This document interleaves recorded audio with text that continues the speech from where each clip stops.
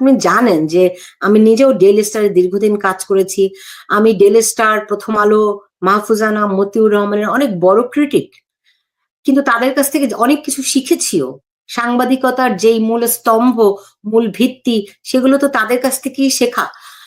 আ তারা সমালোচনার ঊর্ধ্বে যে আমি সেটি বলি না। কিন্তু একটি গণমাধ্যম প্রতিষ্ঠানে এইভাবে আগুন দিয়ে দেয়া, তার চেয়েও বড় কথা, সরকার তাকিয়ে, তাকিয়ে দেখলো ২ ঘন্টা ধরে তাণ্ডব চালালো। সেখানে কোনো পুলিশের উপস্থিতি দেখা গেল না। ২ ঘন্টা পরে যখন সেনাবাহিনী আসলো, তারা এক্কেবারে নির্ভীক, নির্জীবের মতো দাঁড়িয়ে থাকলো।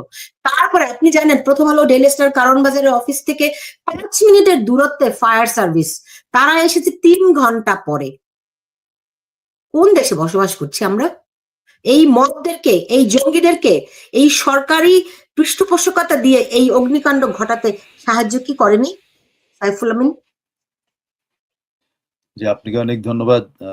যে বলতে পারেন যে দুঃখ ভারাক্রান্ত আমি নিজেও। বাংলাদেশের উপর দিয়ে যা যাচ্ছে, এটা বলতে পারেন যে আমার মায়ের উপরে মনে হয় যে কেউ আমার মায়ের সাথে খারাপ ব্যবহার করতেছে। আমার মায়ের সাথে বাজে আচরণ করতেছে। বাংলাদেশে যা করতেছে।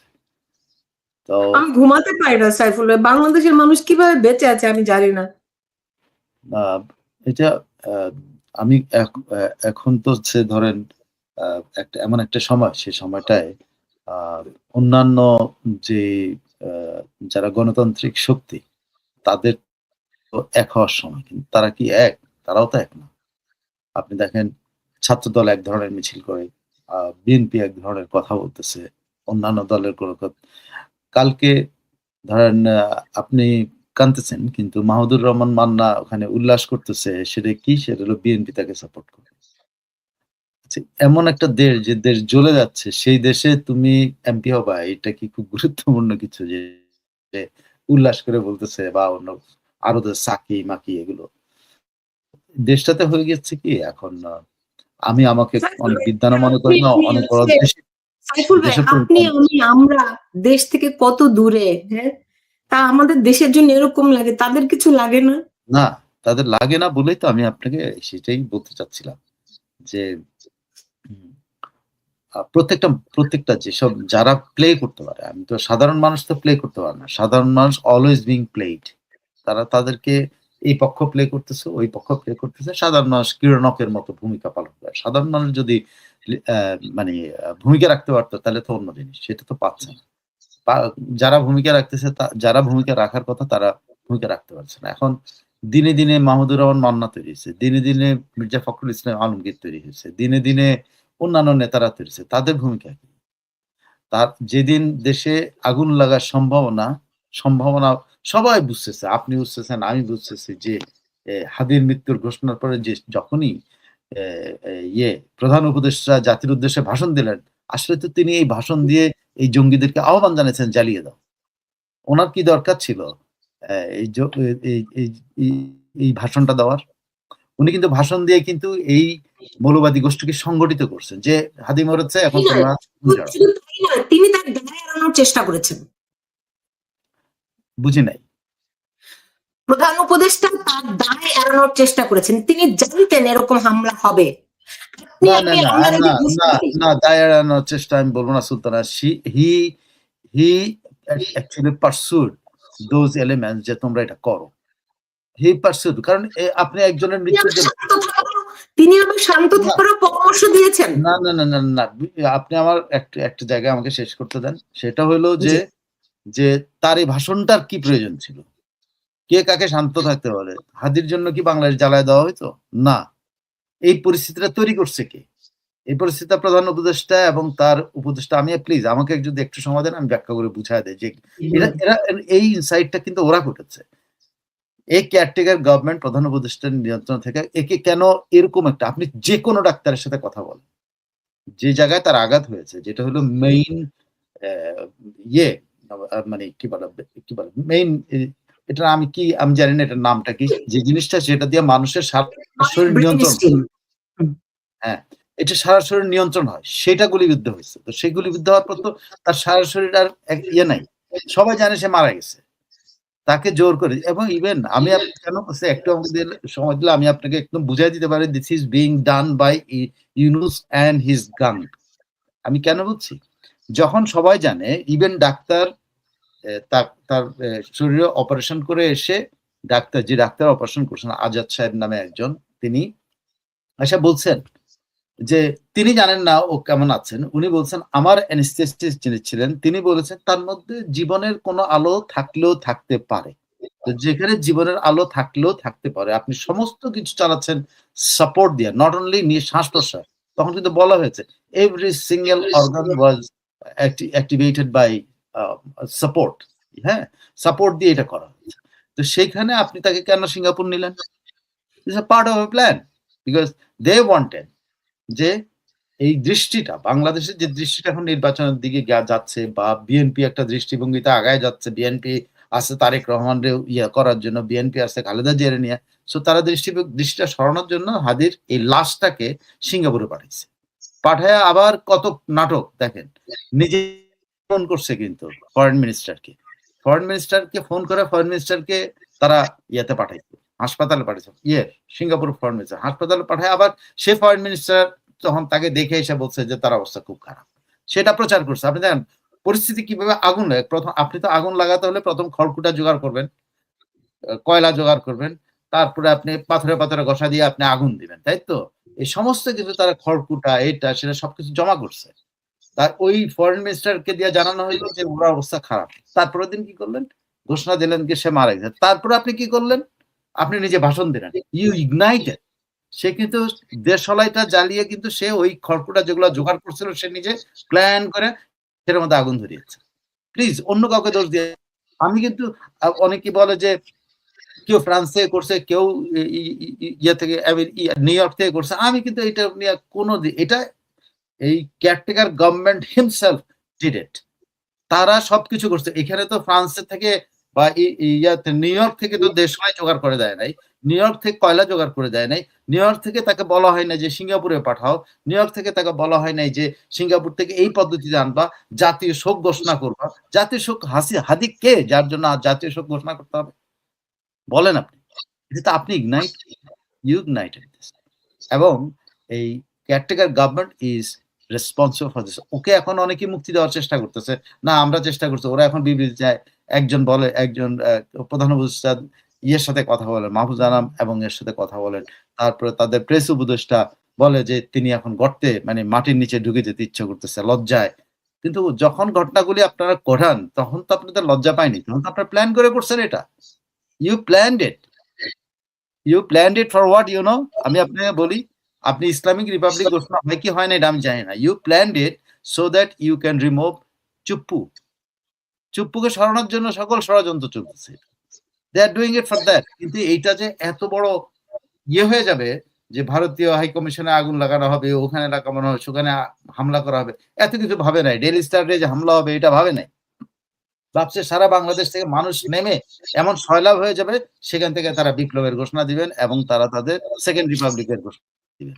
এটাই ছিল তাদের প্ল্যান। এখন আমি জানি না এরপরে এই প্ল্যানটাতে তারা আছে কি নাই, এটা আমি বলতে পারবো। তবে সুলতানা প্লিজ, আমি আপনাকে একটা জাস্ট আমি ঘটনা প্রবাহ আপনি বলছি, it is no one else এই আগুন ধরাইছে, it is the interim government himself or herself, whoever is in the interim government, they did it. They are solely responsible for it. কারণ যখন ভাষণ দিয়েছে, আমার বিশ্বাস করেন immediately as a journalist long 35 years, আমার তখনই মনে হয়েছে যে তারা তো সামথিং কুকিং আপ। আদারওয়াইজ পাবলিকের মধ্যে তো এরকম কোনো কিছু ছিল না, সিমটম ছিল না যে তারা তো যেদিন গুলি গেছে সেদিনই আগুন ধরানোর কথা, সেদিন ধরানো না কেন? সে মানসিক রিয়াকশনটা কখন হয়? রিয়াকশন তো তাৎক্ষণিকভাবে হওয়ার কথা। It is being play. যখন দেখছে তাৎক্ষণিক হয় নাই, তখন তারা এই প্ল্যানগুলি করে এই কাজটা করছে। ইট is the interim government who did this. Saiful ভাই, আপনি দেখছেন কালকে নুরুল কবিরকে কিভাবে তার চুল টেনে, জামা টেনে কিভাবে আঘাতপ্রাপ্ত করা হয়েছে? আমি দেখেছি। এখন সমালোচনার সময় না, আমি জানি। তারপর আমি একটা কথা বলি। উনি দায়িত্ববোধের পরিচয় দিয়েছেন যে উনি সম্পাদক পরিষদের সভাপতি, উনি গেছেন ডেলি স্যারের সামনে। আমি এটা মনে করি যে উনি দায়িত্ব পালনের জন্য গিয়েছেন। কিন্তু ওনারাও দায়িত্ব এড়াতে পারবেন না, ওনারাও কিন্তু কেয়ারটেকারকে রিড করতে পারেন নাই, এই ব্যর্থতাটা কিন্তু আমাদের মাহফুজরা বলে না যে ৭১ বুদ্ধিজীবীরা বুঝতে পারে না বাংলাদেশে কি হচ্ছে, এবারও বুদ্ধিজীবীরা বুঝতে পারে না বাংলাদেশে কি হচ্ছে, বুদ্ধিজীবীদেরকে গোল খাওয়াইছে, জঙ্গিরা বুদ্ধিজীবীদের গোল খাইছে, এই নুরুল কবিররা তো গোল খাইছে, তারাও বুঝতে পারে নাই। উনি তো মনে করছেন উনি একজন হিরো, এই জন্য উনি ওইখানে গেছেন যাতে উনি শিওর মনে করছেন যে ওনারই কিছু করেন, কারণ উনি তো ওদের পক্ষের শক্তি। কিন্তু জঙ্গি যে কাউকে মানে না, জঙ্গি যে তার মাকেও মানে না, জঙ্গি যে তার বাপকেও মানে না, জঙ্গি যে তার মাকে হত্যা করতে পারে, জঙ্গি যে তার বোনকে হত্যা করতে পারে, জঙ্গি যে তার বাপকে ইয়ে করতে পারে, এটা তো বাংলাদেশের মুক্তিযুদ্ধেই প্রমাণ।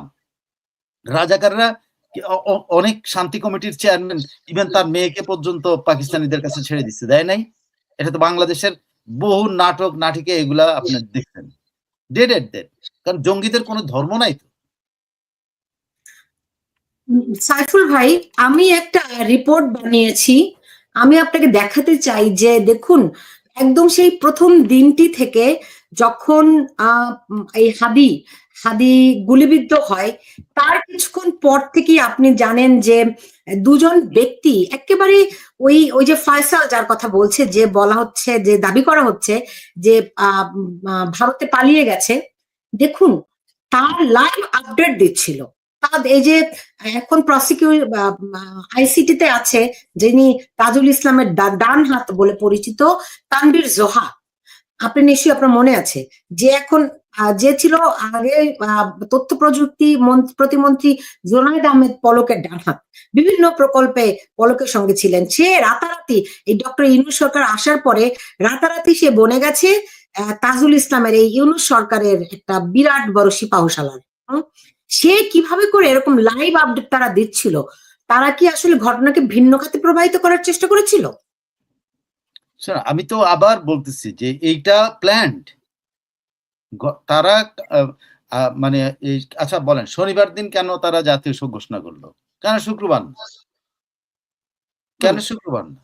যেদিন সে ইয়ে হয়েছে সেদিনই তো তার করা উচিত ছিল, মানে যেদিন মারা গেছে সেদিনই তো, বা তারপরের দিন আপনি করবেন, এটি তো জাতীয় শোক ঘোষণা করা হবে। কেন শনিবার দিন? দে আর ট্রাইং টু, শুক্রবার দিন তারা যে জানাজা না কি যেন করবে, হ্যাঁ শুক্রবার না শনিবার দিন তারা যে জানাজা করবে, সেই জানাজাতে তারা কিছু, আপনি এটা তো প্ল্যান। যে কারণে আপনার, আমি কি বলবো, আপনি জুনায়েদ আহমেদ পলক জানাত বলেন, এরা তো ইয়ের তলে, লুঙ্গির তলায় লুকায় ছিল সবগুলি। এই যে যে আপনার ইনফ্লুয়েন্সার বলে যারা আজকে অনেক বিখ্যাত, এরা কি গণভবনে যে শেখ হাসিনার সাথে ছবি নেই তাদের আছে? তারা তাদের প্ল্যান নিয়ে আছে, আমি আপনি বুঝতে পারি না। আমাদের আজকে মাহফুজ ভাই যাই বলুক, মতি ভাই যাই বলুক, আর নুরুল কবির যাই বলুক, তারা চিনতে পারে নাই। দে ফেল্ড দেমসেলভস। তারা শুধু নিজেদেরকে ফেল করায় নাই, তারা পুরো প্রতিষ্ঠানকে ফেল করাইছে, ডেইলি স্টারকে ফেল করাইছে, প্রথম আলোকে ফেল করছে, সবগুলোকে ফেল করাইছে তারা, এবং রাষ্ট্রকে ফেল করাইছে তারা। সো জুনায়েদ আহমেদ পলকরা যেমন চিনতে পারে নাই, এখনো এই যে লাইভ জিনিসটা, এটা কেন ওনারা দায়ী করতেছে? দেখেন, ওনাদের বক্তব্য দায়ী করছেন বিদেশ থেকে কেউ না কেউ করতেছে এগুলো। আচ্ছা, বিদেশ থেকে কেউ না কেউ করতে পারলে বাংলাদেশ সরকার যদি ভারতীয় হাই কমিশনারকে ডেকে ধমকাই দেওয়ারে যে শেখ হাসিনাকে ফেরত দেওয়ার জন্য, তারা কি ফ্রান্সের রাষ্ট্রদূতকে ডেকে বলতে পারে না তোমার দেশ থেকে একজন আমার দেশে গেঞ্জাম করতেছে, তোমরা এটা ঠেকাও? বলতে পারে না? বলছে? তারা কি আমেরিকান ট্রেসিয়ান জ্যাকবসন তো কয়দিন বাদে বাদেই দেখা করে, তারা কি ট্রেসিয়ান জ্যাকবসনকে একবারও বলছে যে তোমার দেশ থেকে আমার দেশে জঙ্গির কাজ কারবার চলছে, সেটাকে ইয়ে করো? বলছে? বলে নাই।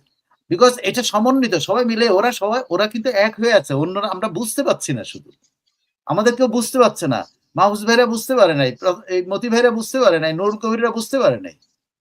ইভেন আজকে আপনি যার কথা বললেন যে এই যে আজকে ছায়ানটের সামনে যারা ইয়ে করতে, প্রতিদিন কি বুঝছিল যে ছায়ানট নিজে কি বুঝছিল?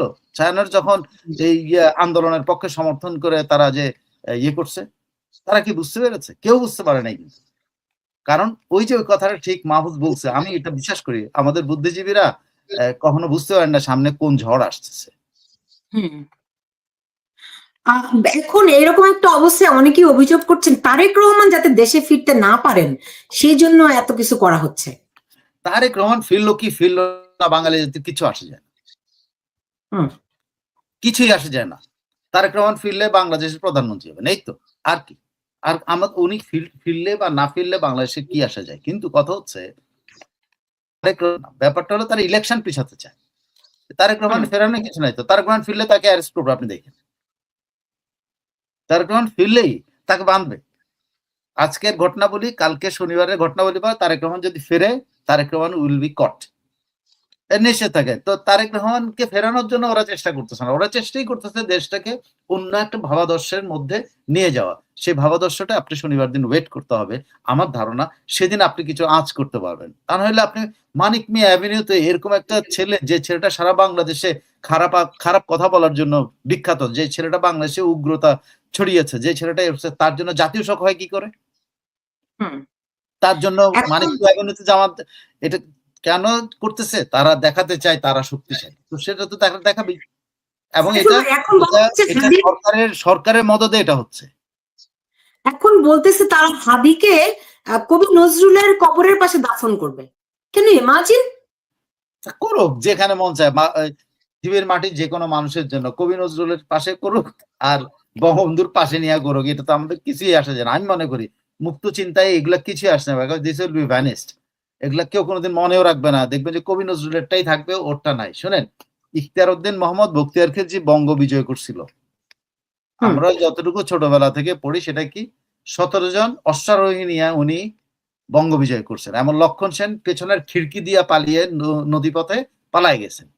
তো আসলে ঘটনাটা কেন এই পর্যন্ত এসে পৌঁছাইলো, এটা এই জন্য যে ইতিহাস শেষ পর্যন্ত নায়কদের মনে রাখে, ইতিহাস বাকিদের। ওই সময় কিন্তু 17,000 সৈন্য নিয়ে আসছিল, প্রতি 1000-এর একজন অশ্বারোহী নেতা ছিল। সে অশ্বারোহীরা যেহেতু দ্রুতগামী ছিল, তারা এসে ইয়েতে ঢুকছে, আর লক্ষণ সেন জানছে যে 1700 এই জন্য লক্ষণ সেন পালাইছে। কিন্তু ইতিহাসের মধ্যে কি আছে ওইটা? নাই। সো কে কার পাশে কবর দিল, কে কার উপরে কবর দিল, ওইটা কেউ গুনবেও না। কোথাকার কোন হাদি এগুলা পালায় যাবে, কোথাকার কোন হাদি মানুষরা মনেও রাখবে না, মনে রাখবে কবি নজরুলকে। এখন তারা যদি সেকেন্ড রিপাবলিক ঘোষণা করে, এখন পিনাকি ভট্টাচার্য দেখলাম তিনি সারা দেশ থেকে সবাইকে আসার জন্য আহ্বান জানিয়েছে, যেমন করে 5ই আগস্ট থেকে এসেছিল। হ্যাঁ, তো তারা এসে কালকে জানাজায় শরিক হতে বলছে। তাদের মোটিভটা কি বুঝতে পারছেন? আমি তো বললাম তাদের এই পুরো গভর্নমেন্টের মোটিভ হলো এই জানাজাকে ব্যবহার করেই চুপ্পুকে সরানো, সিম্পল। তারা ওখান থেকে ঘোষণা দিতে পারে যে আমরা সেকেন্ড রিপাবলিক ঘোষণা করলাম, এখন থেকে আমরা দেশ চালাবো, অন্য কেউ চালাবো, এটা ঘোষণা দেওয়ার সম্ভাবনা আছে। ডেঞ্জারাসলি হলো এটা। এখন সেই ঘোষণায় কি ইউনুস কি ওই জানাজায় জয়েন করবেন? যদি জানাজায় জয়েন, তাহলে ধরে নেবেন যে ইউনুস এটার সাথে জড়িত। এবং যদি এরকম ঘোষণা দেয় তাহলে ইউনুসের কি হবে? ইউনুস সেটার নেতা হবে। ওকে, এটা কিন্তু ওয়ার্ল্ড ওয়াইড এখন প্রচলিত, জানাজানি হচ্ছে। বিশেষ করে ইন্ডিয়া থেকে এটা বলা হচ্ছে যে Yunus is ready to become an Islamist leader, Islamic রেভলিউশনের লিডার হওয়ার জন্য ইউনুস প্রস্তুতি নিচ্ছে চুপ্পুকে সরিয়ে। এগুলা একেবারে আমার কাছে তথ্য প্রমাণ নাই, কিন্তু আমার কথা হলো ইউনুস তো এটা সুযোগ করে দিচ্ছেন। কেন করে দিচ্ছেন? ইউনুসের স্বার্থটা কি? জাস্ট একটু চিন্তা করলে যে ইউনুস কেন একটা জাতির উদ্দেশ্যে ভাষণ দিল, সে তো ইনসাইট করছে ঝগড়াবাজারি, মারামারি, কাটাকাটি, এটা করো, এটার জন্য তো সেটা করছে। তারপরে একদিন সময় নিয়ে তার জানাজা করা হবে, এগুলা কে করতেছে? ইউনুস করতেছে। এবং ইউনুস ওই জানাজায় যদি অংশগ্রহণ করে, দেন উইল ফাইন্ড যে সেই এটার ইয়ে হবে। এবং একটা বড় ধরনের চেঞ্জের জন্য কিন্তু এই জানাজাটা করা হচ্ছে। মানে কি ধরনের বড় ধরনের চেঞ্জ? ওই যে সেকেন্ড রিপাবলিক ঘোষণা করা। এখন যদি তাই হয়, আমাদের সেনাবাহিনী কি করবে? সেনাবাহিনীও তো তাহলে বিলুপ্ত হয়ে যাবে। এখন আমি তো সেনাবাহিনীর কোনো কিছুই বুঝতে পারতেছি না। যতটুকু আমি শুনেছি, সেনাবাহিনী এই অরাজকতার বিরুদ্ধে অবস্থান নেওয়ার কথা। কালকেও যতটুকু শুনেছি, রাষ্ট্রপতির সাথেও তাদের যোগাযোগ হয়েছে এবং তারা এই অরাজকতার বিরুদ্ধে অবস্থান নেওয়ার কথা, কিন্তু তাদের কোনো অবস্থান তো আমরা চোখে দেখছি না। আমি বেশি কিছু বলতে পারি না, আমি অনেক কিছু কিন্তু বলতে পারতেছি না। তো আমি যদি আজকে যেটি ইয়ে করেছি, আপনি কিছুটা বলেছেন, তারপরে যদি আর একটু বিস্তারিত বলতেন যে এই যে আমাদের দেশটাকে এই যে ধ্বংস করলো, এর পেছনে কারা কিভাবে করে মদদ দিল এবং ভবিষ্যৎটা কি দেখতে পাচ্ছেন? আমি ভবিষ্যৎ দেখতেছি এটা ইস্ট পাকিস্তান নাম না হলেও বাংলাদেশ নামে ইস্ট পাকিস্তান হচ্ছে। এটাই পাকিস্তান এটা চাচ্ছে। পাকিস্তান বাংলাদেশকে তারা যদি একটা ফ্রন্টে একটা ফ্রন্টে ইন্ডিয়ার সাথে যুদ্ধ করে জিততে পারতেছে না, কোনো কিছু করতে পারতেছে না। এখন এইটা তারা হারিয়েছিল, এটা তাদের সেকেন্ড ফ্রন্ট ছিল। এই বাঙালিরা কিন্তু 65 ওয়ারে সবচেয়ে বড় ভূমিকা রাখছে। বাঙালিরা শৌর্যবীর্যের ইতিহাস 65 ওয়ারে আছে। নাইতে বাঙালিরাই কিন্তু সবচেয়ে বেশি আত্মত্যাগ করেছে। বাঙালিরা মাইনের নিচে নিজেদেরকে আত্মহতি দিয়েছে। বাঙালি পাইলটরা, আপনি নিশ্চয় ছোটবেলায় পড়ছেন একজন বাঙালি পাইলট কতগুলি ইন্ডিয়ান প্লেন ফলাইছিল। সো তারা এই জায়গাটাকে তারা যেহেতু মনে করে আমরা কি বলে সাবহিউম্যান, আমাদেরকে তারা ব্যবহার করতে পারে, তারা সাকসেসফুলি ব্যবহার করতেছে এবং তারা একটা ইন্ডিয়ার জন্য একটা সেকেন্ড ফ্রন্ট খুলতে চায়। কিন্তু এটা বাঙালি আমরা বুঝতে পারছি না। আমাদেরকে, আমাদের জমি, আমাদেরকে ব্যবহার করে আমরা ইন্ডিয়ার বিরুদ্ধে যুদ্ধের কিরণক হতে যাচ্ছি এবং ultimately the warfield will be where? The warfield will be in Bangladesh, not in that part.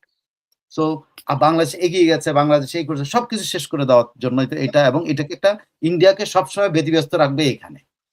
এটাই হলো আইএসআই এর টোটাল পলিসি, যে পাকিস্তানকে ইস্টার্ন ফ্রন্টে ইয়ে করবে কিনা, যে সবসময় ব্যতিব্যস্ত রাখতে পারলে তারা ওই ফ্রন্ট গুলোতে তাদের কাজ কাম করতে পারবে। So they are planning in that way. সেটা তাদের দেশের ব্যবহার, আমরা কেন ব্যবহৃত হচ্ছে, এটা হলো আমার প্রশ্ন।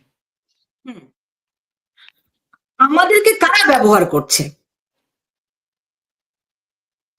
পাকিস্তান। আপনি টোটাল ইয়েটা টেক ওভারটা আমরা আমেরিকাকে বলি যে ফাইন্যান্স করছে, কিন্তু আমেরিকা ফাইন্যান্স করে তো বলে নাই। ফাইন্যান্স তারা করছে সরকার চেঞ্জের জন্য, তারা ফাইন্যান্স করছে হইলো শেখ হাসিনাকে চেঞ্জ করার জন্য। তারা কি ফাইন্যান্স করছিল যে এটা ইরান হোক? তারা কি ফাইন্যান্স করছে এখানে ধর্মাশ্রয়ীরা ক্ষমতায় চলে যাক? তারা এটা করেনি, আমি আপনাকে এটুকু নিশ্চিত করতে পারি। তারা করছে হইলো এখান থেকে শেখ হাসিনাকে বিদায় করার জন্য। শেখ হাসিনা বিদায় করে ইউনুসরে আনবে। ইউনুস একটা মহিরুহ, তিনি নোবেল লরিয়েট, তিনি বাংলাদেশে দুধের নহর বয়ায় দিবেন। কিন্তু তারা কি বুঝতে পেরেছিল যে ইউনুস দুধের নহরের পরিবর্তে তার ক্ষমতা দীর্ঘস্থায়ী করার জন্য দেশটাকে শ্মশান বানাবে, কবরস্থানে পরিণত করবে? এটা তারা ভাবে নাই। কিন্তু আর ইউনুসকে তখন সহায়তার নাম করে, আপনি দেখেন ইউনুস সারা দুনিয়া থেকে বিচ্ছিন্ন হয়ে গেছে। এই সুলতানা ফ্রান্সের সাথে বিচ্ছিন্ন, কোন ইউরোপিয়ান রাষ্ট্র নেতা এখন তার সাথে দেখা করতে রাজি নেই। কোন ইউরোপিয়ান রাষ্ট্র, ইভেন তাকে এখন কেউ দাওয়াতও দেয় না। মাঝখানে দেখেন যে দাওয়াতের পর দাওয়াত, প্রত্যেক মাসে দাওয়াত থাকে। এখন দাওয়াত কোথায়? নাই কেন? কারণ সে বিচ্ছিন্ন হয়ে গেছে। সে আমেরিকার কাছ থেকে বিচ্ছিন্ন এবং পুরো ইউরোপের কাছ থেকে বিচ্ছিন্ন। এখন তার আশ্রয় কোথায়? তার আশ্রয় হলো টার্কি। তার মেইন আশ্রয় কিন্তু তার টার্কি। টার্কির এখানে টার্গেট কি? টার্কির টার্গেট হলো ইন্ডিয়াকে যদি দুর্বল করা যায়, পাকিস্তানকে ব্যবহার করে দুর্বল করা যায়, তাহলে টার্কি এই ইউরোপ এবং এশিয়া মিলে টার্কি করতে পারে পাওয়ার। তো ইন্ডিয়াকে যদি তার পাশের দেশ থেকে ডিস্টার্ব করা যায়, তাহলে ইন্ডিয়া বিশ্ব নিয়ে চিন্তা করার সুযোগ কোথায়? টার্কি এবং পাকিস্তান মিলে এই কাজটা করতেছে। এবং অনেকে বলে ইরান আছে, কিন্তু আমি যতটুকু জানি ইরান এখানে নাই। ইরান এখানে কোনো প্লে করতেছে না। আমি আপনাকে একটা অনেকক্ষণ ধরে খুঁজছি, আমি আসলে একটা রিপোর্ট আপনাকে দেখাতে চাচ্ছিলাম যে আমাদের এই ঘটনাটা কিভাবে করে আসলে ডাইভার্ট করা হয়েছে। এখন এই যে ভারতের বিরুদ্ধে একটা অবস্থান নিয়েছে, আপনি জানেন যে কালকে চিটাগাং এ ভারতের সহকারী হাই কমিশনারের বাড়িতে আক্রমণ চালানো হয়েছে। ভারত বাংলাদেশের এই পরিস্থিতিটা কি চোখে দেখছে? আমার দৃষ্টিতে দেখেন, এটা হলো ভারতকে উস্কানো, যে ভারত যেন শুরু করে। ভারত শুরু করলে তাহলে আমাদের সুবিধা, পাকিস্তানের সুবিধা, যে সারা দুনিয়াতে প্রচার হবে ভারত আগে আক্রমণ করছেন। ভারত এই ভুল করবে কিনা আমি জানি না, বাট দ্য টার্গেট ইজ যে এত উস্কানো হলো যে ভারত, এটা আপনি জানেন কিনা যে কোনো মিশন বা চান্সেরিতে যদি আপনি হামলা চালান, it is an act of war. আপনি কিন্তু ওই মিশনে যখন হামলা হবে, ওই মিশন কিন্তু Indian mission, it is not Bangladesh, it is India. ঠিক আছে? সো আপনি যখন মিশনে হামলা করবেন, it is an act of war. একটা ফোয়ারে যেন যখন এই ঘটনাগুলো ঘটানো হবে, তখন কিন্তু বাংলাদেশ ইন্ডিয়া চুপচাপ রিঅ্যাক্ট করবে। ওরা চাচ্ছে ইন্ডিয়া রিঅ্যাক্ট করুক, কারণ ইন্ডিয়া যদি ভুল পথে পা দেয় সেটা ইন্ডিয়ার ব্যাপার, কিন্তু ওরা চাচ্ছেই যে ইন্ডিয়া এখানে হস্তক্ষেপ করুক। কিভাবে ইন্ডিয়ার পলিসি কি এটা কি আমি জানি না, তবে আমি শিওর যে যদি ইন্ডিয়াকে এখানে করা যায়, then the final game will be here. কারণ পাকিস্তান এটাই চাচ্ছে বাংলাদেশকে প্লে গ্রাউন্ড বানানো, ওয়ার গ্রাউন্ড বানানো। কারণ বাংলাদেশের ওয়ার গ্রাউন্ড বানালে তারা ওখানে ওইদিকে অ্যাডভান্টেজ পায়, ইন্ডিয়া এখানে ব্যতিব্যস্ত থাকবে। আর এখন 18 কোটি বাঙালি, এই 18 কোটি, আপনি একটা কথা, আরেকটা কথা আপনি বলি, সেটা হলো ভারত যদি ভুল করেও এই ইয়াতে অংশ মানে ধরেন বাংলাদেশে হস্তক্ষেপ করলো, আপনি আবার দেখবেন যে এই সেকুলার ফোর্সে কিন্তু ভারতের বিরুদ্ধে লেগে যাবে। তখন কিন্তু আবার এই সেকুলার আর মৌলবাদী সব এক হয়ে কিন্তু অ্যান্টি ইন্ডিয়া যুদ্ধ, কারণ আমাদের যে হামলা করছে হুম, এইটাই কিন্তু পলিসি ইয়াদের পাকিস্তানের এবং ইউনূসের। হুম। এখানে একজন না, কয়েকজন দর্শক এই প্রশ্নটি করেছেন যে তারা জানতে চায় আমেরিকা যুক্তরাজ্য ইউরোপীয় ইউনিয়নের মতো বড় বড় শক্তিগুলো কেন হাদির মৃত্যুতে শোক প্রকাশ করেছে।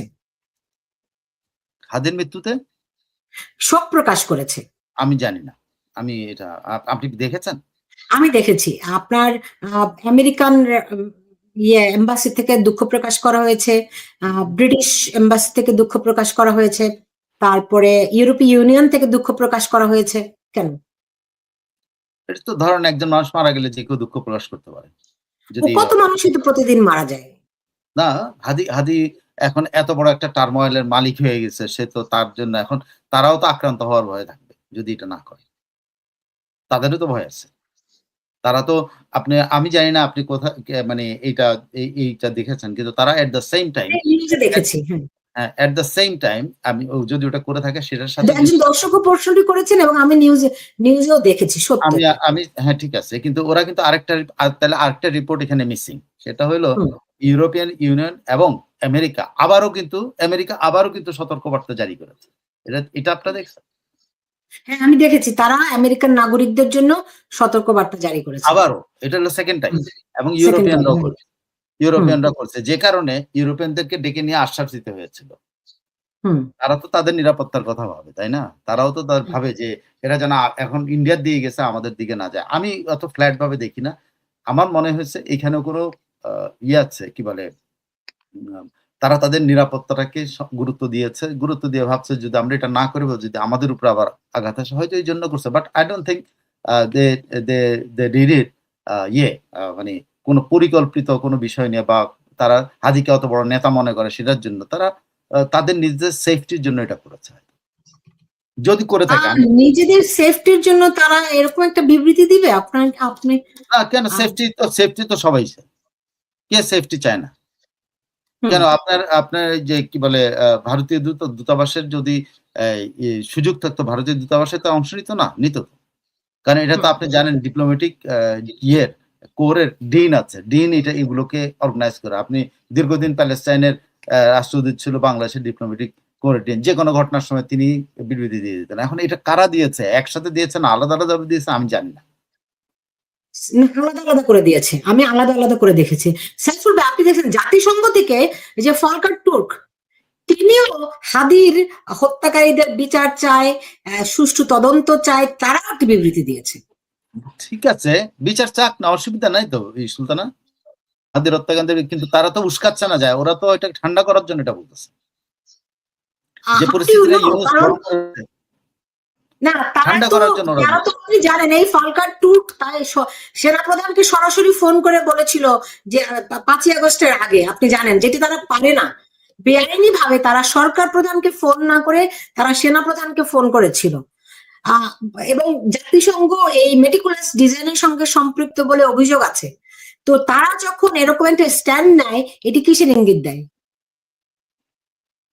আপনার যেই স্টেটমেন্টের কথা আপনি বলছেন আমি আপনাকে বলি যে ফলকার তুর্ক দাবি করেছিল যে তারা সেনাবাহিনীর সাথে সেনাবাহিনী এটা অস্বীকার করেছে। একদম অফিসিয়ালি অস্বীকার করছে। তাদের সাথে তার কোনো যোগাযোগ হয়নি। তারা হুম, যদি যোগাযোগ করে থাকে তাহলে সরকারের সাথে যোগাযোগ করছে। সেনাবাহিনীর সাথে কোনো যোগাযোগ হয়নি। এখন আপনি ইঙ্গিতটা যদি আপনি খুঁজতে যান, আমার কাছে মনে হয় তারা হলো চামড়া বাঁচানোর জন্য এখন এগুলো যাতে তাদের উপরে কোনো রকম অ্যাটাক না হয়, তাদের লোকদের উপরে কোনো অ্যাটাক না হয়। এইজন্য তারা একটা ঠান্ডা করার জন্য এটা করছে। এটা there is nothing politics in here. আহ, এত সাদামাটা ভাবে দেখার কি সুযোগ আছে হ্যাঁ, সাইফুল ভাই? আমি অনেক কিছু খুব ক্রিটিক্যালি দেখি আবার অনেক কিছু খুব সাদামাটা। আপনি যান রক্ষা করার জন্য করছে। এটা নিয়ে কোনো সন্দেহ নাই। আজকে আপনার ছায়ানটে যারা গেছে তারাও যান রক্ষা করার জন্য গেছে। আমি এটাও আপনাকে বলি। তারা কিন্তু এখানে আজকে বাংলাদেশের এখন প্রত্যেকটা মানুষই যান রক্ষার জন্য। হ্যাঁ, হ্যাঁ, যান রক্ষা করার জন্যই করতেছে। আপনি এই যে আপনি যেই আ আ কি বলে এই যে সংস্কৃতি নামক একটা কিট আছে, সংস্কৃতি উপদেষ্টা নামের একটা কিট আছে। সেই কিট আজকে ছায়ানটে গেছে। ছায়ানটের পা রাখার যোগ্যতা রাখে না। কিন্তু সে ছায়ানটে গেছে, ছায়ানটের লোকরা ওকে অ্যাকসেপ্ট করতে হয়েছে না, ওর কথা শুনতে হয়েছে না, ওখানে দাঁড়া সে 10 মিনিট ধরে বক্তৃতা দিচ্ছে, এগুলো শুনতে হচ্ছে না। আপনাকে সময়ের মধ্যে আপনাকে অনেক কিছু মেনে নেন, নাহলে তো একে এই উপদেশটা বাদে এই ইয়েকে আমি নিশ্চিত করে আপনি বলতে চাই, ছায়ানটে যারা নেতা, ছায়ানটে যারা ইয়ে করে, ওখানে পা রাখার যোগ্যতা রাখে না, পাই রাখতে দিবে না, ওরে পাত্তাই দিবে না, কিন্তু আজকে তাদের বক্তৃতা শুনতে হচ্ছে, এটা পরিস্থিতির কারণ।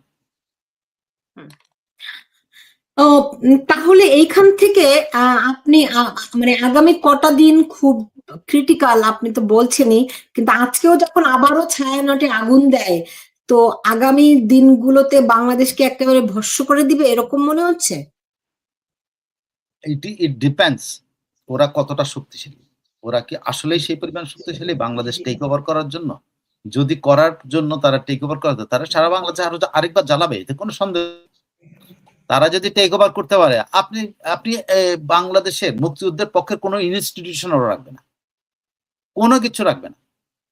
ওরা যে টেক ওভার করতে পারে, এখন সে টেক ওভার আদৌ করতে পারবে কি পারবে না, এটা কিন্তু সময় বলে দেবে আমাদের সেনাবাহিনী কোন ভূমিকা, কারণ এই সেনাবাহিনী তো টেক ওভার হবে। তারা তো শুধুমাত্র বাংলাদেশ টেক ওভার করবে না, সেনাবাহিনী তো টেক ওভার করবে, সে সেনাবাহিনীটা করতে দেবে কিনা সেটাও তো একটা দেখার বিষয় না। আপনি ওয়েট করতে হবে, এখনই কোনো কিছু আপনি ইয়ে করতে পারবেন না, প্রেডিকশন দেওয়া যাবে। আপনার নিশ্চয়ই মনে আছে 11-11 সময়, তখন তো আপনি বাংলাদেশেই ছিলেন, আমিও বাংলাদেশেই ছিলাম, তখন সেনাবাহিনী যেভাবে করে টেক ওভার করেছিল, তারা কিন্তু অনড়ম্বর ভাবে টেক ওভার করেছিল। সামনে ফখরুদ্দিন মঈনুদ্দিন ছিলেন, পেছনে তারা ছিলেন। এইবার কি এরকম কোন রকম সম্ভাবনা দেখেন? এই সম্ভাবনা গত 16 মাস ধরেই আছে, কিন্তু এই সেনা প্রধান একজন কি বলতে পারেন, সে হলো মানে সে ক্ষমতাটাকে, আমার ধারণা সে মানে সাহস পায় না, সে সাহসী না যে এই পরিমাণ বাংলাদেশের পুরো দায়িত্ব নাও, সে সাহস, কারণ সে তো দেখছে যে সে বাংলাদেশের দায়িত্ব নিয়েছিল, 5ই আগস্ট নিয়েছিল না, বাংলাদেশের সকল নাগরিকের নিরাপত্তা দিবে, এই দিবে সে, কিন্তু সে কি পেরেছে? পারে নাই। তার এই ব্যর্থতা কিন্তু তাকেও কুড়ে কুড়ে খায়, এবং সে কারণে সে যে পারবে না এটা সে বুঝে, তারপরও তার পেছনের লোকরা যদি তাকে সামনে নিয়ে আসে, দেন সামথিং মে হ্যাপেন। বাট এখন পর্যন্ত কালকেও আমি যতটুকু শুনেছি যে তাদের প্রেশার ছিল টেক ওভার করার জন্য, কিন্তু তারা করে নাই, কালকেও ছিল। এখন আপনি মানে তাদের টেক ওভারের সম্ভাবনা আসলে আপনি কি দেখেন আমি জানি না, কারণ তারা, আপনি দেখেছেন যে এবার 16ই ডিসেম্বরে তারা হাদির ছবি নিয়ে নারায়ে তাকবীর আল্লাহু আকবার স্লোগান দিয়ে তারা প্যারাট্রুপিং করেছে। বাংলাদেশের সেনাবাহিনী নারায়ে তাকবীর স্লোগান দিবে, এটা কি বিশ্বাসযোগ্য? আমি যখন শুনছিলাম লাইভে, আমি আমার নিজের কানকে বিশ্বাস করতে পারছিলাম না। না, আমিও শুনেছি, কিন্তু আমি আবার এটাও শুনেছি এটা হলো এআই দিয়ে তৈরি। কি বলেন এটাই? হ্যাঁ, নারায়ে তাকবীর আল্লাহু আকবারটা এআই দিয়ে তৈরি। লাইভে দেখছিলাম কিন্তু। আমিও দেখছি, আমিও দেখেছি, কিন্তু নারায়ে তাকবীর আমি জিজ্ঞাসা করেছি, খোঁজ নিয়েছি, এটা এআই দিয়ে তৈরি। হ্যাঁ, হাদির ওটা ঠিক আছে, ওইটা তারা এই বিদায়, এটা হলো ইয়ের স্পেশাল অনুরোধে, প্রধান উপদেষ্টার স্পেশাল অনুরোধে, প্রধান উপদেষ্টার মেয়ের স্পেশাল অনুরোধে তারা ওকে অ্যাকসেপ্ট করছে। আমি একদম ভেতরের আপনার তথ্য দিচ্ছি, এটা একদম প্রধান উপদেষ্টার পার্সোনাল ইন্টারেস্ট এবং প্রধান উপদেষ্টার মেয়ের পার্সোনাল ইন্টারেস্টের দিকে তাকিয়ে তারা এটাকে মেনে নিয়েছে। কিন্তু যে নারায়ে তাকবীর আল্লাহু আকবার, এটা আমি যতটুকু জেনেছি এটা হলো এআই দিয়ে তৈরি। ওকে। আর বাংলাদেশের গণমাধ্যমের উপর তো এটি আজকে যা মানে গতকাল প্রথম আলো ডেইলি স্টারের উপর যে হামলা, আমি শুনছিলাম কাল বেলাতেও হামলা হচ্ছে, পরে এটা আমি আর ভেরিফাই করতে পারিনি। তো ধরেন গণমাধ্যমের ভবিষ্যৎ এরই মধ্যে তো তারা অনেক শঙ্কিত। আজকে প্রথম আলো ডেইলি স্টারের উপর হামলা হয়েছে, কিন্তু গণমাধ্যমের উপর হামলা তো সেই 5ই আগস্ট থেকে চলছে। আপনি জানেন 71 টিভি, সময় টিভি, ডিভিসি, প্রত্যেকটা টেলিভিশন চ্যানেল হয় ভাঙা হয়েছে, একদম গুঁড়ো গুঁড়ো করে দেওয়া হয়েছে, অচল করে দেওয়া হয়েছে, এবং সেই সঙ্গে প্রত্যেকটি জায়গায় দখল করা হয়েছে। এই জামাত জঙ্গি গোষ্ঠী তাদের নিয়ন্ত্রণে রেখেছে গণমাধ্যম। আজকে হয়তো প্রথম আলো ডেইলি স্টার, যেহেতু তাদের একটা সুশীলতা আছে, যারা কোনো পলিটিক্যাল পার্টির সঙ্গে কানেকশন নাই বলে মানুষের একটা ধারণা, ফলে হয়তো রিপারকেশনটা এতটা হচ্ছে, কিংবা এই 16-17 মাস পরে যখন হচ্ছে, কিন্তু গণমাধ্যমের উপর কেন আপনি কেন এইভাবে প্রথম আলোকে, আমি চাইনি আজকের মতো দিনে প্রথম আলো বা ডেইলি স্টারকে ইয়ে করতে, গ্রিল করতে, বাট আপনি কেন না, আমি আমার কথাটা শেষ করতে দেন। মতিউর রহমান যিনি প্রথম আলো সম্পাদক, তিনি 14 অথবা 15 তারিখে এই ডেইলি স্টার ভবনে একটা বক্তৃতা দিয়েছেন। সেই বক্তৃতা কি বলছেন? বলছে আমরা প্রথম আলো এবং ডেইলি স্টার মিলে বাংলাদেশে মুক্তিযুদ্ধের ইতিহাস চর্চা করবো, ইতিহাসটা সংরক্ষিত করবো, এই ইতিহাস কেউ চেঞ্জ করতে পারবে না, আমরা ইতিহাসের প্রতি অনুগত, অমুক তমুক তমুক তমুক অনেক কিছু। ঠিক আছে, দ্য 16th ডিসেম্বর, আমি আপনাকে জাস্ট ডেটটা বলি, 16 ডিসেম্বরে একটা লেখক আছে বাংলাদেশে, এখন নতুন গজাইছে, মহিউদ্দিন আহমেদ, যে সবসময় মৃত মানুষকে কোট করে, সবসময়। সে কোনোদিন জীবিত মানুষকে কোট করে না, সে যখন মানুষ মারা যায় অভিযোগ পেয়েছি। হ্যাঁ, তো মহিউদ্দিন আহমেদ তার লেখার মধ্যে 4টা পয়েন্ট করছে বাংলাদেশে মুক্তিযুদ্ধের, 5টা পয়েন্ট আমি যদি বলি, যে আমার জিস্টের মধ্যে আরো অনেকগুলো পয়েন্ট আছে, আমি জাস্ট প্রধান প্রধান কয়েকটা বলি। সে বলছে বঙ্গবন্ধু শেখ মুজিবুর রহমান বাংলাদেশের স্বাধীনতা যুদ্ধতে তখন শুরু হয়েছে বঙ্গবন্ধু শেখ মুজিবুর রহমান, তখন বঙ্গবন্ধু বলে নাই, তো শেখ মুজিবুর রহমান তখন সুটকেস নিয়ে রেডি ছিল পাকিস্তানে যাওয়ার জন্য। ঠিক আছে, 2 নম্বর, শেখ মুজিব নাকি সুটকেস তৈরি করে রাখছিল একদম, মানে একেবারে সে কোত্থেকে জানলো যে সুটকেস তৈরি করে রেখেছিল, সে এটা লিখেছে। আচ্ছা, আপনি আসেন দেখেন 16 ডিসেম্বরে সে লিখেছে যে বাংলাদেশের যে নেতৃত্ব ইয়াতে গেছে কিনা, ইন্ডিয়াতে পালায় গেছে যারা মুক্তিযুদ্ধ করছে, তাদেরকে সে কি বলছে জানেন? অপ্রস্তুত রাজনৈতিক নেতৃত্ব। 1। 2 নম্বর, সে বলছে একটা অনিচ্ছুক, অপ্রস্তুত, অনিচ্ছুক রাজনৈতিক নেতৃত্ব। 4 নাম্বার, আমি যে 4টার কথা বলতে চাইছি, 4 নাম্বার সে বলছে আমাদের প্রধানমন্ত্রী যিনি পুরো যুদ্ধ চালিয়েছেন, এককভাবে যিনি যুদ্ধটা চালিয়েছেন, তিনি এবং আমাদের তখনকার ভারপ্রাপ্ত রাষ্ট্রপতি সৈয়দ নজরুল ইসলাম নাকি 3 তারিখে কলকাতা থেকে পালায় গেছেন। He wrote it and সমস্ত কোটেশন গুলো সব মৃত মানুষের কোটেশন, যেটা কোনো ভেরিফিকেশন ছাপা হয়েছে কিনা উনি খালি শুনছেন, সবাই উনি খালি শুনছেন। তো আপনি বলেন সেই পত্রিকাটা যদি বলে, আপনি আজকে, হ্যাঁ আজকের দিনে আমি পত্রিকার বিষেধাগার করতে চাইনি, কিন্তু ওই পত্রিকাতে এই জিনিসটা ছাপা হয়েছে রে ভাই। ওইটা কিন্তু ওদের ইচ্ছাই ছাপা হচ্ছে, ওনারা ম্যানেজ করতে পারেন নাই, বিশ্বাস করেন মোদি ভাই, আফুজ ভাই, ওনারা ম্যানেজ করতে পারেন নাই, that's all. But they are not, they are also not pro liberation force, যার পত্রিকায় এই জিনিস লেখা হয়। You are criticizing the father of the nation, বলছেন উনি নাকি সুটকেস নিয়ে রেডি ছিল পাকিস্তানে যাওয়ার জন্য। This was printed on 16 December. আপনি বলছেন আমাদের সৈয়দ নজরুল ইসলাম এবং প্রধানমন্ত্রী তাজউদ্দিন যে পুরো যুদ্ধটা করেছে, এবং যখন স্বাধীনতার দ্বার প্রান্তে তখন নাকি ওনারা পালাই গেছেন কলকাতা থেকে।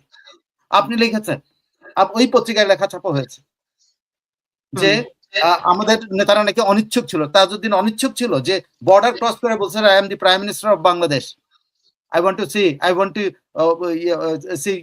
ইন্দিরা গান্ধী, প্রাইম মিনিস্টার ইন্দিরা গান্ধী, যে বর্ডার ক্রস করে দাবি করছে, এবং তাকে হেলিকপ্টারে করে নিয়ে যাওয়া হয়েছে এই ইয়াতে কলকাতা কোন একটা বিমানবন্দর, সেখান থেকে ফ্লাই করে সে ইন্দিরা গান্ধীর সাথে বৈঠক করেছে। আমাদের যে নেতা বঙ্গবন্ধুর অবর্তমানে আমাদের রাষ্ট্রপতির দায়িত্ব পালন করেছে, অস্থায়ী রাষ্ট্রপতি সৈয়দ নজরুল ইসলাম, তার সম্পর্কে বাজে কথা বলছে, এবং আমাদের নেতাদেরকে বলছে আমাদের নেতারা নাকি অনিচ্ছুক ছিল, অপ্রস্তুত ছিল। অপ্রস্তুত থাকতে পারে এটুকু আপনি বলতে পারেন, অবশ্যই অপ্রস্তুত ছিল, কিন্তু অনিচ্ছুক নেতা, এগুলো ডেইলি এই প্রথম আলোতে ছাপা হয়েছে। আপনি ডেইলি স্টারে মাহফুজ আলম কি লেখেন নাই? আই এম সরি, আমার সময়, বিশ্বাস করেন আমার সময় নাই একদম, আমি আপনাকে বলছিলাম 40 মিনিট শেষ করতে, I don't have really time. Mahfuz Alam কি লেখেন নাই? দেখে বিদায়, কারণ অনেকক্ষণ বসে খুঁজে খুঁজে রিপোর্টটা আমি বের করেছি, আমি সবসময় এখন যদি না বেরোয় আমার সমস্যা হয়ে যাবে, জাস্ট এখন আই ডোন্ট হ্যাভ টাইম। ঠিক আছে, এখন প্রথম আলো, আচ্ছা প্রথম আলো ডেইলি স্টার, ওই কাজটা করার জন্য আমার সময় নাই, প্লিজ। ঠিক আছে সাইফুল ভাই, আমি শেষ করে দিচ্ছি আপনাকে, আমার সাইফুল ভাইকে বিদায় দিয়ে আমি দর্শক আপনাদেরকে রিপোর্টটা দেখাবো, যাতে করে আপনারা বিষয়টি নিয়ে ভাবতে পারেন, নতুন করে চিন্তা করতে পারেন যে কি বাংলাদেশে ঘটছে। সাইফুল ভাইকে অনুরোধ করবো আপনি পরে দেখে নেবেন। সাইফুল ভাই, আজকে যে তারা এই মুক্তিযুদ্ধের ন্যারেটিভ বদলানোর চেষ্টা করছে, তারা কতটা সফল হবে বলে মনে হয়? আপনি প্রথম আলোতে করতেছে, সফল তো হচ্ছে, সফল হয়েছে বলে তো আজকে আপনি জঙ্গিপনা দেখতেছেন, এটা তো প্রথম আলোরা করছে, এটা কিন্তু আমাদের সময় করে নাই, এটা অন্য কেউ করে নাই। প্রথম আলো ডেইলি স্টার বাংলাদেশের মুক্তিযুদ্ধের ইতিহাস চেঞ্জ করতেছে। মাহফুজ আনাম একবারও লিখেছে তার বন্ধু ছিলেন শেখ কামাল ছিলেন এর এডিসি এবং উনি তার আন্ডারে ছিলেন? লিখছে কখনো? বন্ধু, ফ্রেন্ড। মাহফুজ ভাই তো নিজে অস্ত্র নিয়ে যুদ্ধ করা যুদ্ধ করেন, মুক্তিযোদ্ধা। কিন্তু আবার শেখ কামালকে উনি ব্যাংক ডাকাতো বলছেন। অস্ত্র হাতে যুদ্ধ করলেই সব যোদ্ধা? শুনেন, মুক্তিযোদ্ধা রাজাকার হইতে পারে, রাজাকার মুক্তিযুদ্ধ হইতে পারে না। প্লিজ, আমি আজকের দিনে আমি এই বিষেধাগার থেকে চাই। আজকে আমিও চাই না যে কোন রকম, কারণ আমারও আপনি মনটা যখন ডিবেট বোর্ড আছে, যুদ্ধ করলে অস্ত্র হাতে যুদ্ধ করার তো আখতারুজ্জামান জামাতে জয়েন করছে না? কিন্তু একটা রাজাকার বলেন তো, যে রাজাকার এসে মুক্তিযুদ্ধের পক্ষে কথা বলে? একটা রাজাকার, একজনই রাজাকার সন্তানকে পেয়েছি যিনি একমাত্র এটা করতেন, সেটা হলো আজকের কাগজের সাবেক সম্পাদক আমাদের কি বলে ওনার নাম? কাজী সাহেদ। না, কাজী সাহেদ না, যিনি সম্পাদক ছিলেন। নাইমুল ইসলাম খান। ভোরের কাগজ বা আজকের যে নিউজ এইটার থেকে সম্পাদক ছিলেন। আরে নাইমুল ইসলাম খান, মাত্র লোক বাংলাদেশে পেয়েছি যে বলছে যে আমার বাবা রাজাকার ছিল, জন্য আমি দুঃখ চাই। আর তো কেউ কয়নি এই দেশে। ক্ষমা প্রার্থনা করছেন নাইম ভাই সবসময়। সুতরাং আমার যেতেই হবে। জি, ওকে সাইফুল ভাই, আপনাকে অনেক ধন্যবাদ জানাচ্ছি আমার সঙ্গে আজকে যুক্ত হওয়ার জন্য। আপনি ভালো থাকুন। আমি দর্শকদেরকে একটু ধরে রাখছি যাতে করে তাদেরকে, হ্যাঁ, আপনি বিদায় নিয়ে নেন সাইফুল ভাই। আপনাকে অনেক ধন্যবাদ এবং সবাইকে আন্তরিকভাবে জানাচ্ছি, বাংলাদেশের জন্য প্রে করেন। আর একটা আমি ইয়ের সাথে জড়িত, যেটা হলো যে আপনারা ইউনুসকে বয়কট করেন, ইউনুসের সকল পণ্য বয়কট করেন। প্লিজ, আমি রিকোয়েস্ট করতেছি, ইউনুসকে জানিয়ে দেন যে তার জঙ্গিপনা আমরা পছন্দ করি না, আমরা তাকে ঘৃণা করি, এবং সে যেভাবে বাংলাদেশটিকে চালাচ্ছে আমরা তাকে পছন্দ করি। Please boycott Grameen products. Thank you. Saiful ভাই, আপনাকে অনেক ধন্যবাদ জানাচ্ছি আমার সঙ্গে যুক্ত হওয়ার জন্য। অনেক